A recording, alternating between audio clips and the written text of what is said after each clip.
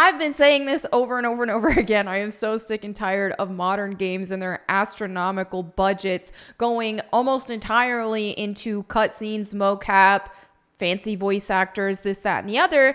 And we're seeing such a huge decline in actual gameplay quality as a result, because video games these days from AAA developers are focusing on that baseline common denominator of gamer, which half the time they aren't actually gamers. They just want to watch pretty pictures on a screen. And this is why I advocate over and over and over again for the old school games. And I want to see more of that style of gaming come back, where gamers were seen as hardcore. Even casual gamers of old are the hardcore of today, because video games now are just babied down ridiculously. So in today's topic, I'm going to talk about The Last of Us 2, because with some leaks, because of some court stuff going on, we have discovered that the budgets for The Last of Us 2 and even Horizon Forbidden West were both over $200 million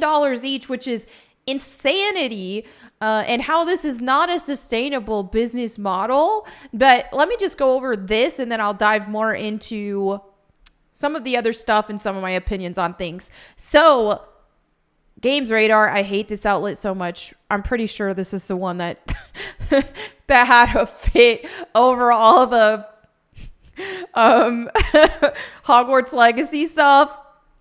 But I digress. They're covering this and I'm going to discuss it. So developers are talking about how these astronomical budgets are not sustainable. And I completely agree with that. You have to have these insane sales just to make a profit. There's just so much risk for loss going on here. It's kind of a miracle that The Last of Us 2 or Horizon Forbidden West even made a profit at all. So it says developers across the industry are offering insight following a fresh look at just how much money it costs to make some of the biggest games. Earlier this week, poorly redacted court documents revealed the time and budget allocation of Horizon Forbidden West and The Last of Us Part 2. Both games took more than 5 years and more than $200 million to develop. Insanity! It took 300 employees working from 2017 to 2022 to make Horizon Forbidden West at a cost of $212 million, while Naughty Dog peaked at 200 studio employees as it spent $220 million over 70 months. It's rare that we get this kind of detail on the cost of game development. Earlier this year, news that poorly received Forspoken had cost $100 million. And that shocked players. That these two games cost more than double that is no great surprise, but the response to the exact figures has rippled across the industry, with developers helping to put some of those numbers into perspective. Now, I've talked so much about this with Tomb Raider because the rebooted games all cost over $100 million each to make as well, and it hasn't been sustainable for them. This is why Tomb Raider got sold off. They were struggling just to break even. So I have said this so many times. We don't need all these dramatic stories, these over dramatic stories, these ridiculous amount of cutscenes, mocap, all that. We don't need all of that extra stuff. It's okay to have some sprinkled in there, but there's so much budget goes toward these things. And for me, when I'm playing a video game, I want the gameplay to be the main focus, not all the pretty pictures and all that. And that's one of my big issues with the Tomb Raider rebooted games. You know, the old games focus so much on just the gameplay. And obviously there were more technical limitations back then, but I think those technical limitations actually worked in the game's favor because it made them focus more on gameplay and making a fun game. And I liked that, you know, with Tomb Raider, for example, it's an adventure. So the adventure is part of the story. So the gameplay is telling a huge part of the story because that's what it's about, Lara Croft's adventures. Whereas nowadays they focus more on family drama and just over dramatic Lara Croft crying all the time, stupid stuff like that. So it's just, I don't know, make a movie, dude.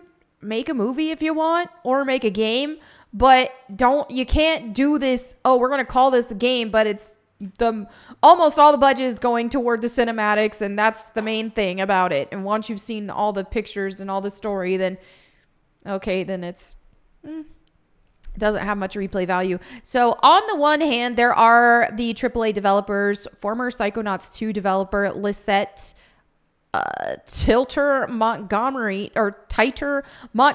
noted that Sony spent $220 million over 6 years to make The Last of Us Part 2 before they saw a single penny in return, claiming that game teams this size for this long are not sustainable. I agree. Former Capcom and Xbox producer Shayna put that in further perspective, pointing out that means the studio was spending $15,000 a month per employee on average, which doesn't necessarily translate to salaries, but rather reflects the headcount cost at a total rate of $3 million. Wow. That's understood to be a pretty standard rate in the US, and it highlights why games sometimes can't just simply be delayed. The cost of doing so quickly mounts up. Elsewhere, Bungie producer Nigel Davis points out that this actually is below market rate for tech jobs, claiming that almost everyone working in games is taking a pay cut. If we were to work in other tech fields, we'd make much more. Also true, the gaming industry notoriously underpays their developers because it's a dream job. So because it's a dream job, then they can have a lot lower of salaries compared to other tech type jobs doing similar work. So elsewhere, developers have discussed the additional costs not associated with those development figures. Third-party contracts are unlikely to have been included in the official headcounts and development budgets, but may number in the several hundreds. Marketing budgets, sometimes as expensive as the development of the game itself, are also not included here. On the other side of the equation are the indie developers. Yes, show some love to some indie peeps, man. But I just want to see gaming get back to gaming again, where the main focus is gameplay. All of this fancy cutscenes, just because you can do it, just because the technology is there, doesn't mean you should. I'm perfectly happy with just a couple cutscenes sprinkled in here and there for a reward after you've completed some difficult challenges in the game. It's just gotten to the point to where they're putting so much money in these fancy cutscenes and they're babying down the gameplay so that anybody can beat it, anybody can get through it, because the main focus is the cutscenes. I don't understand why people don't just watch YouTube gameplays of it in that case, and that's it, and call it a day. But here in this article, it does say that Horizon Forbidden West and The Last of Us 2 did make millions in profit. This is what analysts are estimating.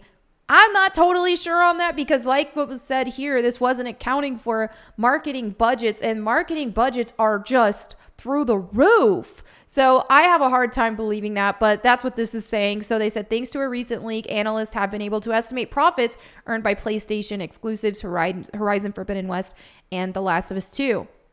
Okay, so for those who haven't been following, both games' budgets were revealed by a poorly redacted document at Sony submitting in courts as part of the ongoing legal battle between Microsoft, Activision, and the Federal Trade Commission. Okay, so it says, as previously revealed, both Horizon and The Last of Us 2 cost over $200 million to develop. While this staggering number includes all costs of production, including staff salaries, it doesn't include marketing costs. Regardless, Cohen analyst Doug Kreutz and Wedbush analyst Michael Patcher have told Axios that the games have earned a profit of approximately $300 million each, with marketing and retailer cuts accounted for. I'm not sure I totally believe that, but they are more experts than me. But okay, since both games are Sony's first-party games, their profits aren't affected by the 30% fee that the platform holders charge developers for sales via their online storefront. Still, it's surprising to see AAA game budgets exceeding big budget Hollywood production, an issue many in the industry have been ringing alarm bells about, including former Sony executive Sean Layden. The thing about this is, like, even with Forspoken, for example, here you had some big, you had Square Enix behind this, you have big names behind this, that well-known actress, and that game just flopped colossally. And with that $100 million budget, let alone a $200 million budget, that's just devastating. So I do think it is risky to have games with such insane budgets like this, because if they crash and burn, you're left with huge losses. But I do want to say, I think there is hope.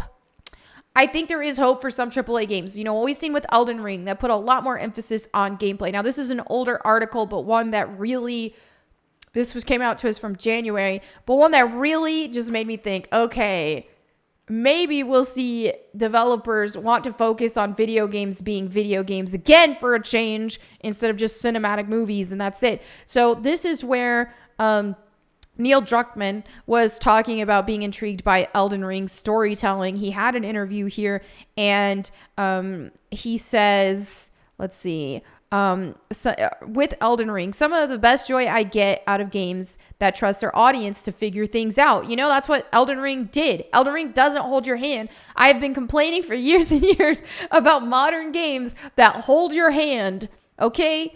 This is one of my biggest complaints with even the Tomb Raider Legend trilogy, Legend, Anniversary, Underworld. And a lot of people will give me a hard time for that, because they're just so, I think for a lot of people, it was their first entry into Tomb Raider. And for me, it was Tomb Raider 1 was the first Tomb Raider game that I played. So it's different. But you gotta sometimes take off those nostalgia glasses. Let's look at Tomb Raider Legend and what it actually did to Tomb Raider and its formula. It looks good. The aesthetic was good, but it took the actual mechanics of the game and severely babied them down. The auto grab, instead of having to carefully plan every jump, every navigation, anywhere you wanted to go, right? You didn't really have to think about it. It just basically played itself.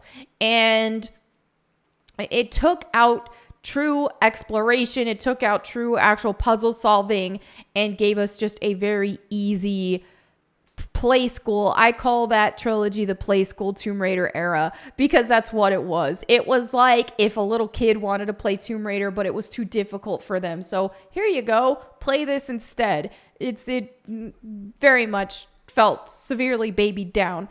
And we've seen from that time onward, games in general just severely babied down and just putting the focus on cutscenes instead. But what makes things worse is because at least that trilogy had some style to it, you know.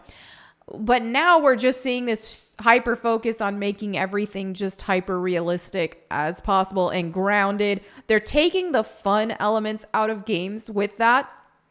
In addition to just babying them down and this, that, and the other. This is why, you know, I've just been relying on Nintendo and mostly Japanese devs for modern games that I play, because I don't like a lot of what we're getting in the West. I just don't. People ask me all the time about like God of War, even, for example, are you going to play the new God of War? Or they've asked me when it first dropped, and it's like, no, I have zero interest. I played the other one before it and got bored because it was just like, I felt like it was mostly centered around just the cutscenes and all that. So I just couldn't get into it. And I definitely didn't want to play Ragnarok.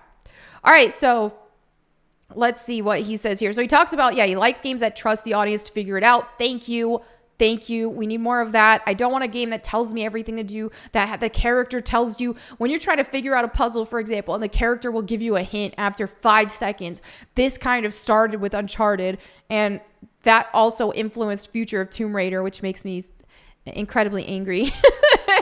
So then, he talks about that. And in contrast, Druckmann points out that a lot of the best storytelling in The Last of Us is in the cinematic interactions, and adds that he does not wish to remove dialogue or cutscenes from future releases, but rather to push things forward while trying new, different ideas, even if they are not received well by some of the fan base.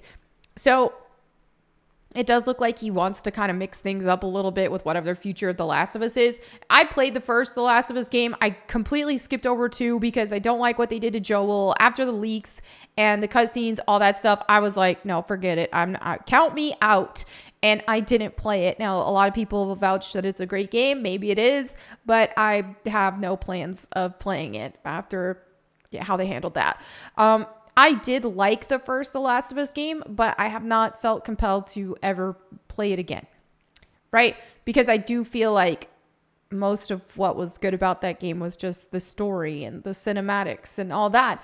And the gameplay was fun, but that just didn't seem to be as much of the focus. You wanted to get through the story. That was the biggest part of it. And games like that for me, and at the time they weren't as common as they are now. So at the time it was a lot more intriguing. But then, okay, I beat it. I'm done now.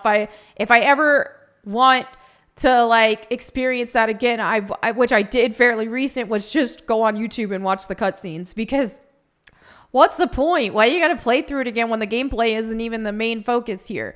So this is, again, a big problem I have with games. I think that him wanting to mix things up will definitely be better. And also, when you have a lot less cutscenes and stuff, then you are cutting more costs as well, because these cutscenes cost so much money to make, especially when they're super hyper realistic and you're using all this tech for that. So I'm hoping we can see a rise in video games being video games again. But let me know what you guys think in the comments below. Thank you so much for hanging out with me today. Don't forget to read your Bible today. I will catch you next time. And in the meantime, go boom.